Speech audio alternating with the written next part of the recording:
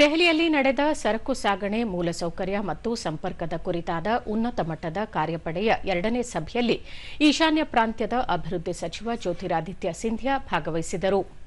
ತ್ರಿಪುರಾ ಮುಖ್ಯಮಂತ್ರಿ ಮಾಣಿಕ್ ಸಾಹಾ ಅವರ ನೇತೃತ್ವದಲ್ಲಿ ಈ ಸಭೆ ನಡೆಯಿತು. ಈಶಾನ್ಯ ಪ್ರದೇಶದಲ್ಲಿ ರಸ್ತೆ, ರೈಲ್ವೆ, ಜಲಮಾರ್ಗ, ಇಂಧನ ಮತ್ತು ಡಿಜಿಟಲ್ ನೆಟ್ವರ್ಕ್ಗಳನ್ನು ಒಳಗೊಂಡಂತೆ ಬಹುಮಾದರಿ ಸಂಪರ್ಕವನ್ನು ತ್ವರಿತಗೊಳಿಸುವ ಕುರಿತು ಸಭೆಯಲ್ಲಿ ಪ್ರಮುಖವಾಗಿ ಚರ್ಚಿಸಲಾಯಿತು. ಅಲ್ಲದೆ ಈಶಾನ್ಯ ಭಾರತವನ್ನು ಆಗ್ನೇಯ ಏಷ್ಯಾದ ಸಂಪರ್ಕ ದ್ವಾರವನ್ನಾಗಿ ರೂಪಿಸುವ ಕುರಿತಂತೆಯೂ ಸಮಾಲೋಚನೆ ನಡೆಸಲಾಯಿತು.